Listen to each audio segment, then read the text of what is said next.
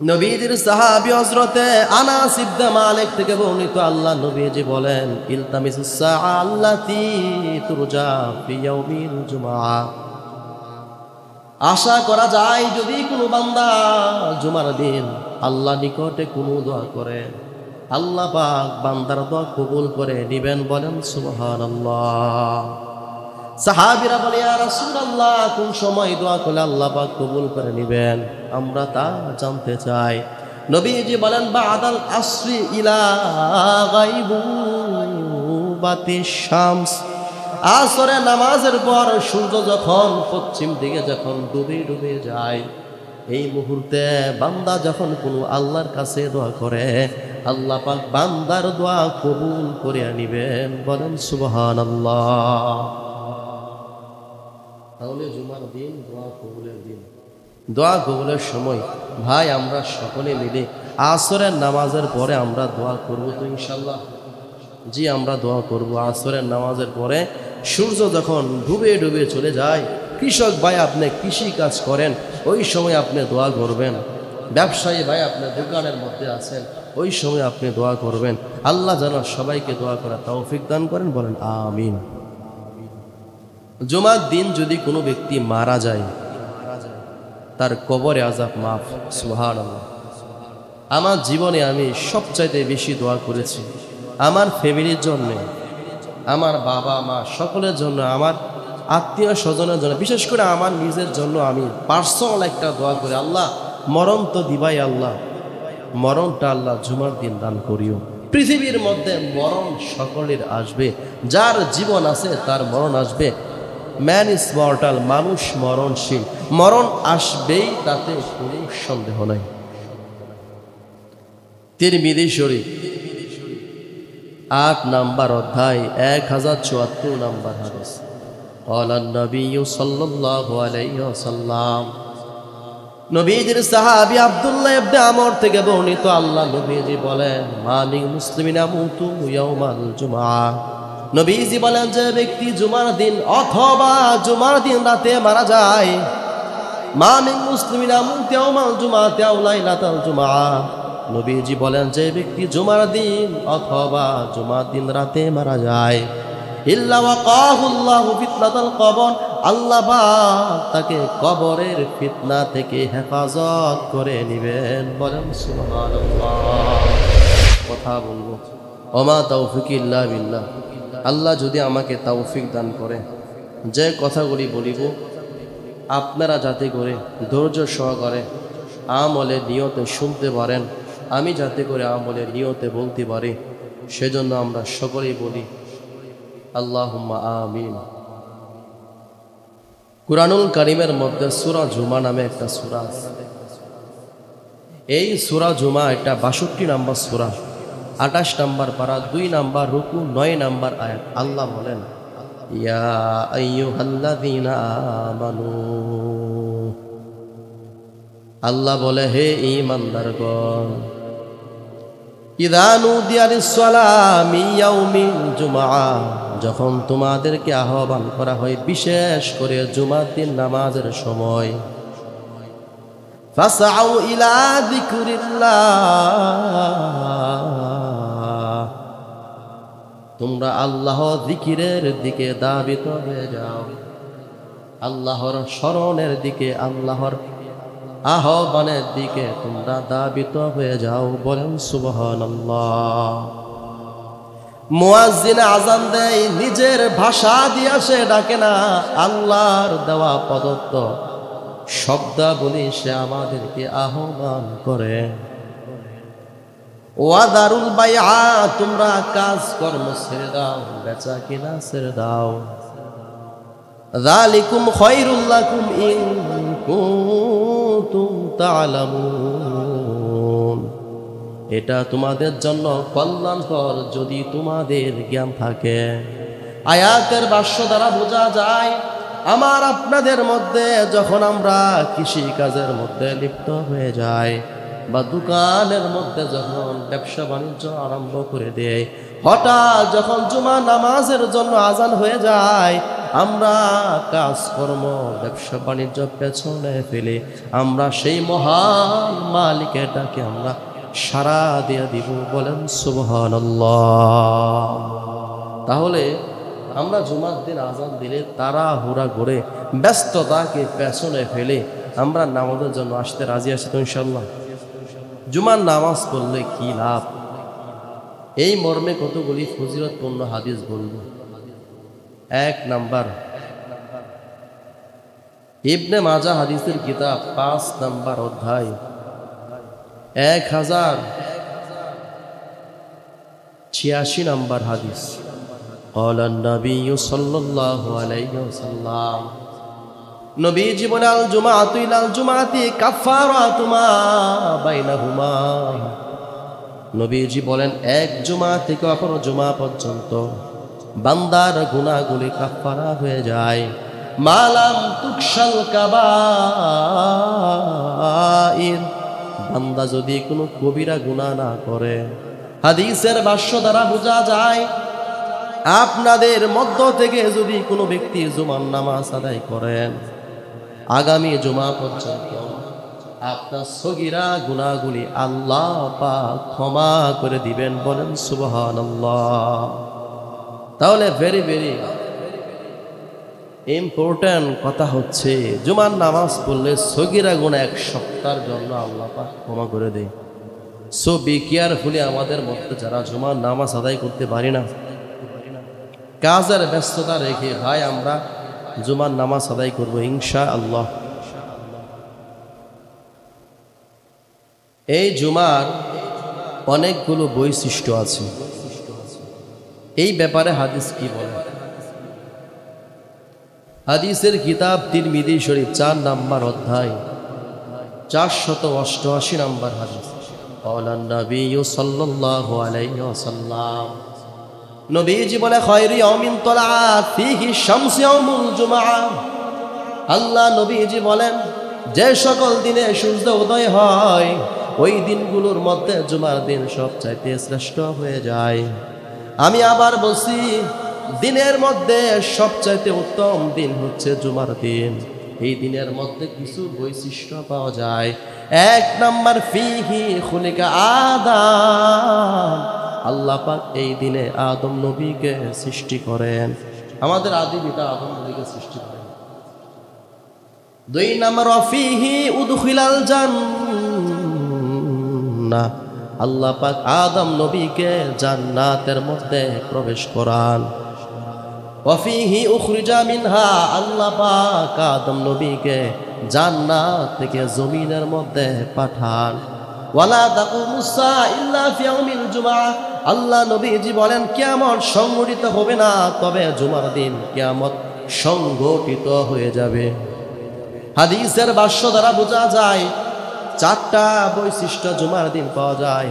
1 number, আদম নবীকে সৃষ্টি করলেন, আদম নবীকে জান্নাতের মধ্যে পাঠায়, আদম নবীকে জান্নাত থেকে জমিনের মধ্যে পাঠান।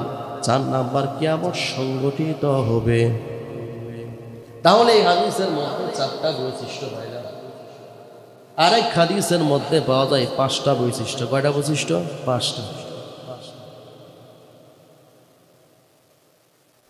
ইবনে মাজাহ হাদিসের কিতাব 1084 নাম্বার হাদিস। আলান নবী সাল্লাল্লাহু আলাইহি ওয়াসাল্লাম, নবীজি বলে ফীহি খুলিকা আদম, 1 নাম্বার আদম নবীকে জুমার দিন সৃষ্টি করেন। ওয়া ফীহি উদখিলাল জান্নাহ, আল্লাহ পাক আদম নবীকে জান্নাতের মধ্যে প্রবেশ করায়। ওয়া ফীহি উখরিজা মিনহা, আল্লাহ পাক আদম নবীকে জান্নাত থেকে জমিনে প্রবেশ করান। ওয়ালা তাকুমুস সাআ ইল্লা ফি ইয়াউমিল জুমআ, আল্লাহ নবীজি বলেন কিয়ামত সংঘটিত হবে না তবে জুমার দিনই কিয়ামত সংঘটিত হইবে।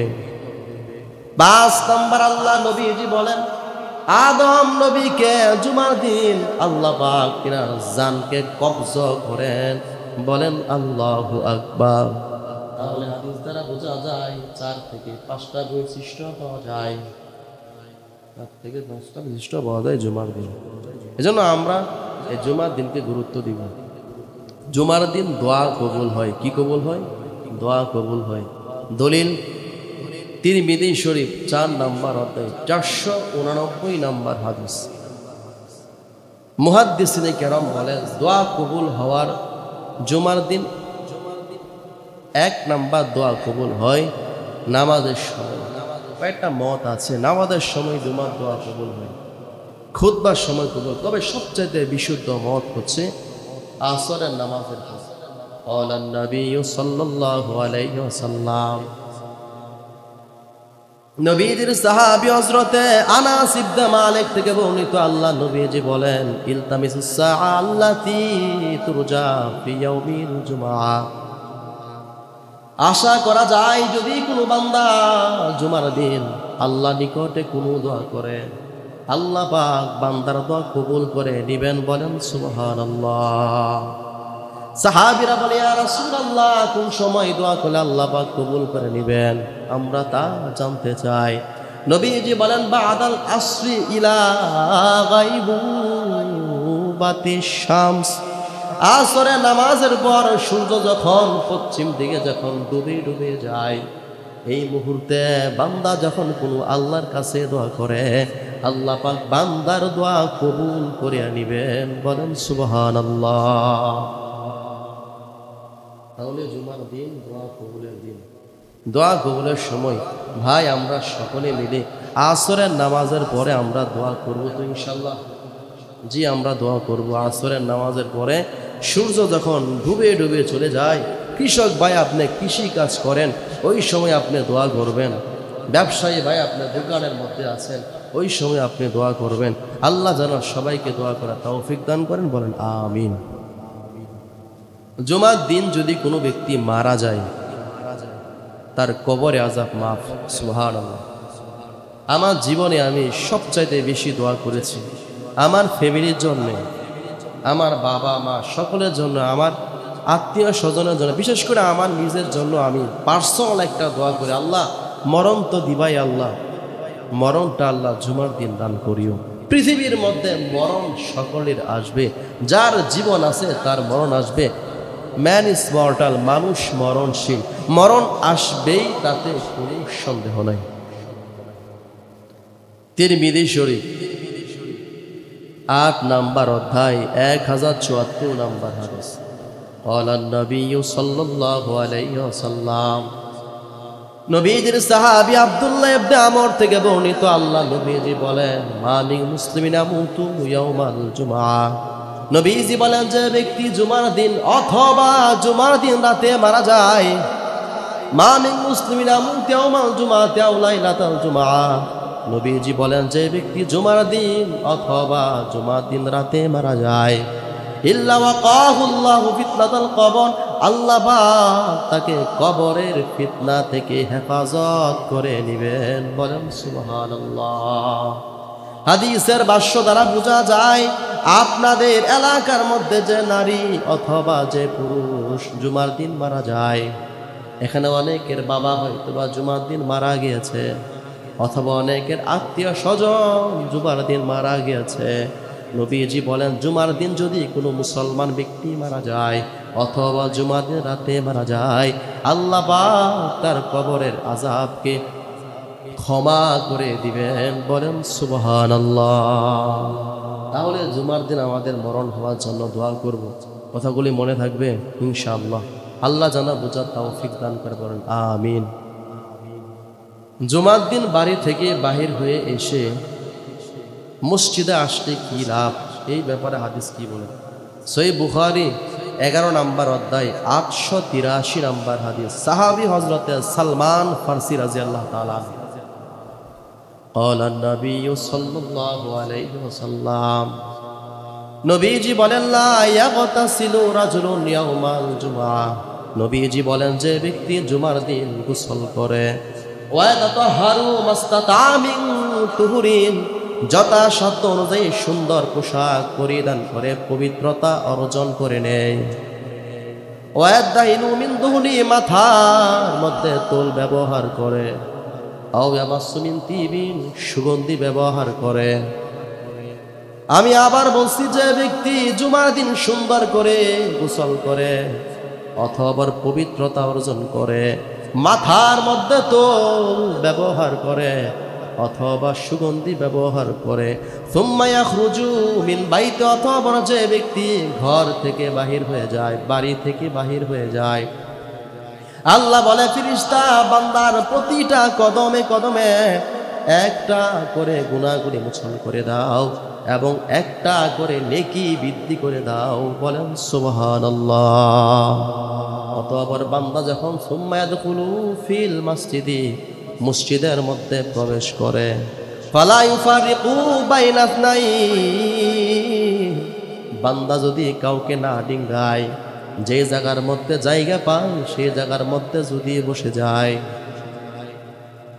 সুম্মা ইউসাল্লি মা কুতিবা লাহু, অতঃপর নামাজ আদায় করে যত মন চায়, সুম্মা ইউনসিতু, অতঃপর চুপ হয়ে যায়, ইদা তাতাকাল্লামাল ইমাম, ইমাম যখন খুতবা পড়ে তখন সে যদি চুপ হয়ে যায়, নবীজি বলেন ইল্লা গুফিরা লাহু মা বাইনাহু ওয়া বাইনাল জুমাতিল উখরা, আল্লাহ পাক তার এক জুমা থেকে অপর জুমা পর্যন্ত বান্দার 8 দিনের গুনাহগুলি ক্ষমা করে দেয়। বলেন সুবহানাল্লাহ। তবে মুসলিম শরীফের 8 নম্বর অধ্যায় 1872 নম্বর হাদিসের মধ্যে আছে, সালাসাতা আইয়ামিন, বান্দা যদি এই কাজগুলি সুন্দরভাবে আদায় করে নেয়, বান্দার আরো 3 দিনের গুনাহ অর্থাৎ সর্বমোট 11 দিনের গুনাহগুলি আল্লাহ পাক ক্ষমা করে দেয়। বলেন সুবহানাল্লাহ। ভাই কত বড় ফজিলত জুমার দিন না? আমরা যদি আসতে পারি আমাদের ফজিলত হবে। যে ব্যক্তি ইচ্ছাকৃতভাবে 3টা জুমার নামাজ ছেড়ে দেয়, কয়টা জুমার নামাজ? 3টা। আছে না এলাকার মধ্যে কত মানুষ শুধু খালি সে জুমার নামাজ ছাড়ে, অযথাই অবহেলা। এই ব্যাপারে হাদিস কি বলে? আবু দাউদ শরীফ 2 নম্বর অধ্যায় 1052 নম্বর হাদিস, ক্বালান নবী সাল্লাল্লাহু আলাইহি ওয়াসাল্লাম, নবীজি বলে মান তারাকা সালাসা জুমাইন, যে ব্যক্তি 3টা জুমার নামাজ ছেড়ে দেয়, তাহাউনান বিহা, অবহেলা অলসতা বশত যে ব্যক্তি 3টা জুমার নামাজ ছেড়ে দেয়, তবে আল্লাহু আলা কলবিহি, আল্লাহ তার অন্তরের মধ্যে মোহর মেরে দেয়। বলেন নাউযুবিল্লাহ। এজন্য দেখবেন যে ব্যক্তি 3টা জুমার নামাজ ছেড়ে দেয় তার আর ইসলামের মধ্যে কোনো কাজ ভালো লাগে না। সো বি কেয়ারফুলি ভাই, আমাদের সাবধানতা সতর্কতা হতে হবে এই জুমার নামাজের ব্যাপারে। আল্লাহ যেন বুঝার তৌফিক দান করে, বলেন আমিন। আবু দাউদ শরীফ, যে ব্যক্তি 1টি জুমার নামাজ ছেড়ে দেয়, কয়টা জুমার নামাজ? 1টা, তার সদকা করতে হবে। দলিল আবু দাউদ শরীফ 2 নম্বর অধ্যায় 1053 নম্বর হাদিস, ক্বালান নবী সাল্লাল্লাহু আলাইহি ওয়াসাল্লাম, নবীজি বলে মান তারাকাল জুমআ মিন গায়রি উযরিন, যে ব্যক্তি উযর ছাড়া জুমার নামাজ ছেড়ে দেয়, ফালিয়াতা সাদাকা সাআন, সে যেন 1 সা পরিমাণ সদকা করে দেয়, অথবা ফালিয়াতা সাদাকা দিনার, অথবা 1 দিরহাম পরিমাণ সদকা করে দেয়, ফাইল্লাম ইয়াজিদ, যদি তাতে সম্ভব না হয়, ফানিসফি সাআন আও দিনারন, অথবা 1 অর্ধ সা পরিমাণ, অথবা অর্ধ সা পরিমাণ, অথবা অর্ধ দিনার পরিমাণ সে যেন সদকা করে দেয়। বলেন নাউযুবিল্লাহ। ভাই আপনার সদকা করতে হবে, কারণ আপনি যে জুমার নামাজ ছেড়ে দিলেন এই কাজগুলি করা যাবে না। আল্লাহ যেন আমাদেরকে বোঝার তৌফিক দান করে, বলেন আমিন। জুমার দিন প্রত্যেক মসজিদের দরজার মধ্যে ফেরেশতারা কাতারবদ্ধ হয়ে দাঁড়িয়ে যায়। এই যে আপনাদের এই মসজিদের মধ্যে এই যে ফেরেশতারা কাতারবদ্ধ হয়ে দাঁড়িয়ে আছে, বুখারী শরীফ 8, এটা বুখারীর মধ্যে আছে, তবে মুসলিম শরীফের মধ্যে হাদিসটা সুন্দর হয়ে এসেছে। মুসলিম শরীফ 8 নম্বর অধ্যায় 1871 নম্বর হাদিস, ক্বালান নবী সাল্লাল্লাহু আলাইহি ওয়াসাল্লাম, নবীজি বলে আলা কুল্লি বাবিন মিন আবওয়াবিল মসজিদি মালাকুন ইয়াকতুবুল আউওয়ালা ফাআউওয়ালা। নবীজি বলেন প্রত্যেক জুমার দিন প্রত্যেক মসজিদের মধ্যে ফেরেশতারা কাতারবদ্ধ হয়ে দাঁড়িয়ে যায়। মালাকুন ইয়াকতুবুল আউওয়ালা ফাআউওয়ালা, আপনাদের এই মসজিদের মধ্যেও ফেরেশতারা কাতারবদ্ধ হয়ে দাঁড়িয়ে যায়। আমার দিকে তাকান, এই যে ফেরেশতারা মালাকুন ইয়াকতুবুল আউওয়ালা ফাআউওয়ালা, এই যে ফেরেশতাদের হাতের মধ্যে একটা ডায়েরি অথবা খাতা নিয়ে দাঁড়িয়ে যায়। সবার প্রথমে যে ব্যক্তি মসজিদের মধ্যে আসে তার নাম আগে লিপিবদ্ধ করা হয়। তার নামের মধ্যে একটা আল্লাহ রাস্তার মধ্যে একটা ওর দান করলে যে পরিমাণ নেকি পেয়ে যায়, সেই পরিমাণ নেকির সমতুল্য তার আমল নামার মধ্যে দান করে দেয়। বলেন সুবহানাল্লাহ। অতঃপর যে ব্যক্তি মসজিদের মধ্যে প্রবেশ করে, পর্যায়ক্রমে যে ব্যক্তি সবার শেষে মসজিদের মধ্যে প্রবেশ করে নেয়, তার নামটা লিপিবদ্ধ করে, অথবা তার নামে আল্লাহ রাস্তার মধ্যে একটা ডিম সদকা করলে যে পরিমাণ নেকি পাওয়া যায়, সেই পরিমাণ নেকি তারা আমল নামার মধ্যে দান করা হয়। বলেন সুবহানাল্লাহ। ফাইদা জালাসাল ইমাম, নবীজি বলেন ইমাম যখন মিম্বারের মধ্যে বসে যায়, তুবিয়াতিস সুহুফু, ফেরেশতারা নথি খাতা পত্র ডায়েরি পত্রগুলি বন্ধ করে দেয়। ওয়াহাদারা যিকরু, নবীজি বলেন এবং ফেরেশতারা দাঁড়ায় দাঁড়ায় তাদের খুতবাগুলি শুনেন। এই হাদিস দ্বারা বোঝা যায় যারা গরমের সিজনে মসজিদের বারান্দার মধ্যে বসে থাকেন, ইচ্ছাকৃতভাবে যারা বাইরে দাঁড়িয়ে থাকেন, ইকামত দিলে যারা মসজিদের মধ্যে আসেন, ওই বান্দাদের জন্য কোনো নেকি লিপিবদ্ধ করা হয় না। অথবা যারা শীতের মৌসুমে বারান্দার মধ্যে কিংবা বাইরে সময় দেন, খুতবা দেওয়ার পরে যারা মসজিদের মধ্যে আসেন, নবীজি বলেন সেই ব্যক্তির জন্য নেকি লিপিবদ্ধ করা হয় না। এই জন্য ইচ্ছাকৃতভাবে যদি কোনো ব্যক্তি মসজিদের মধ্যে দেরি করে আসে, খুতবা দেওয়ার পরে আসে, নবীজি বলেন তার জন্য নেকি লিপিবদ্ধ করা হয় না। বলেন নাউজুবিল্লাহ। তাহলে আমরা মসজিদের মধ্যে আগে আগে আসবো, কথাগুলি মনে থাকবে ইনশাল্লাহ। জুমার দিন 3 ধরনের লোকেরা মসজিদের মধ্যে আসে। 3 ধরনের লোকেরা মসজিদের মধ্যে আসে। কয় ধরনের লোকেরা বলেন? 3 ধরনের। জানি না আপনি আর আপনি কোন ধরনের লোকের মধ্যে পড়ে যায়। আবু দাউদ শরীফ 2 নম্বর অধ্যায় 1113 নম্বর হাদিস। ক্বালান নবিয়্যু সাল্লাল্লাহু আলাইহি ওয়াসাল্লাম, নবীজি বলেন জুমার দিন 3 ধরনের লোকেরা মসজিদের মধ্যে আসে। এক ধরনের লোকেরা, 1 নম্বর যারা প্রথা হিসাবে মসজিদের মধ্যে আসে, নবীজি বলেন তাদের আমল নামা বৃথা হয়ে যায়। বলেন নাউজুবিল্লাহ।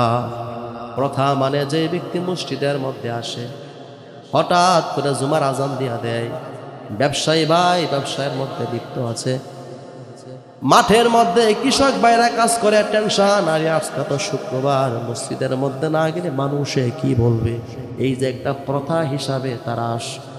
এই মানুষগুলি দেখবেন বারান্দার মধ্যে বসে থাকে, দুষ্টামি করে, গল্প গুজব করে। নবীজি বলেন তাদের আমল নামাগুলি বৃথা হয়ে যায়। বলেন নাউজুবিল্লাহ। 2 নাম্বার কারণ। 2 নাম্বার দেখবেন যারা মাঝে মাঝে নামাজ আদায় করে, আবার মাঝে মাঝে জুমার দিন আসে। 5 ওয়াক্তের মধ্যে তারা দেখবেন মাঝে মাঝে 1 ওয়াক্ত পরে, আবার মাঝে মাঝে 2 ওয়াক্ত পরে। আবার দেখবেন ওই বান্দা জুমার দিন আবার তারা আসে। নবীজি বললেন তাদের আমল 50-50। ইচ্ছা করলে আল্লাহ পাক তাদের আমল কবুল করতে পারেন, আবার ইচ্ছা করলে আল্লাহ পাক তাদের আমল কবুল করতে নাও পারেন। বলেন নাউজুবিল্লাহ। 3 নাম্বার কারণ।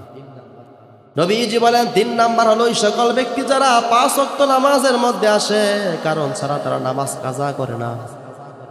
আবার তারা জুমার দিন দেখবেন আসে, মনোযোগ সহকারে তারা খুতবা শ্রবণ করে, মনোযোগ সহকারে তারা সুন্নত আদায় করে। আবার দেখবেন নামাজের সময় তারা কোনো কথাবার্তা বলে না, তারা চুপ হয়ে যায়।